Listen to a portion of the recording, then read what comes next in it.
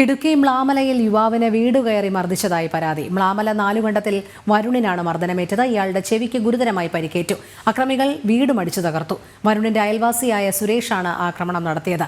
സംഭവത്തിൽ രണ്ടു കൂട്ടർക്കുമെതിരെ വണ്ടിപ്പെരിയാർ പോലീസ് കേസെടുത്തു.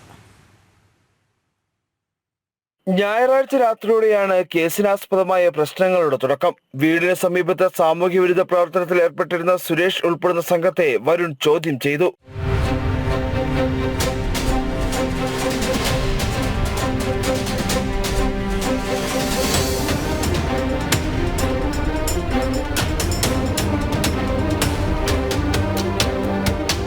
ഇത് വാക്കുതർക്കത്തിലാണ് അവസാനിച്ചത്. ഇതിന് പിന്നാലെ തിങ്കളാഴ്ച വൈകുന്നേരത്തോടെ സുരേഷും മറ്റു രണ്ടുപേരും വരുണിന്റെ വീട്ടിലെത്തി ആക്രമണം അഴിച്ചുവിടുകയായിരുന്നുവെന്നാണ് പരാതി. വരുണിന്റെ ഭാര്യ ശരണ്യയെയും 3 വയസ്സുകാരൻ മകനെയും അക്രമി സംഘം അസഭ്യ വർഷം തന്നെ നടത്തി. ഇത് ചോദ്യം ചെയ്യാൻ വീടിനുള്ളിൽ നിന്ന് വരുൺ പുറത്തേക്ക് ഇറങ്ങിയപ്പോഴാണ് സുരേഷും കൂടെ ഉണ്ടായിരുന്നവരും കല്ലുവെച്ച് എറിഞ്ഞത്. കല്ലേറിൽ വരുണിന്റെ ചെവി മുറിഞ്ഞു തൂങ്ങി ഗുരുതരാവസ്ഥയിലായി. വീടിന്റെ മുൻവശവും തകർന്നു. ഞങ്ങള് ഇന്നലെ ഇവിടെ താഴെ നിന്ന് കഞ്ചാവ് വലിക്കില്ലെന്ന് പറഞ്ഞ പഴയമായിട്ട് വൈരാഗ്യമായിട്ട് കിടക്കുമായിരുന്നു. ഡെയിലി ഇവൻ താഴെ നിന്ന് കഞ്ചാവ് വലി രാത്രി 8:30 കഴിഞ്ഞുള്ള പരിപാടിയാണ് ഇത്. അപ്പോൾ ഇങ്ങനെ പെണ്ണുങ്ങൾ മാത്രമല്ലേ ഉള്ളൂ ഇങ്ങനെ ചെയ്യുമെന്നുള്ള ഒരു നിർദ്ദേശമായിട്ട് അവനോട് ഒത്തിരി കാലം കൊണ്ട് പറയുന്നു.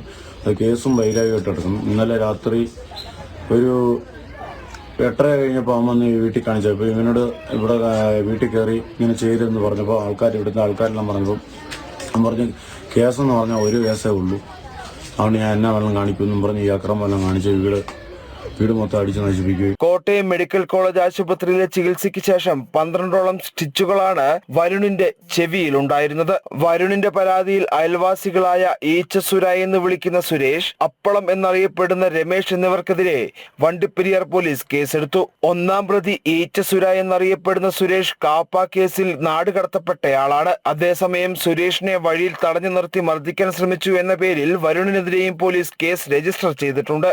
ജനം, ഇടുക്കി.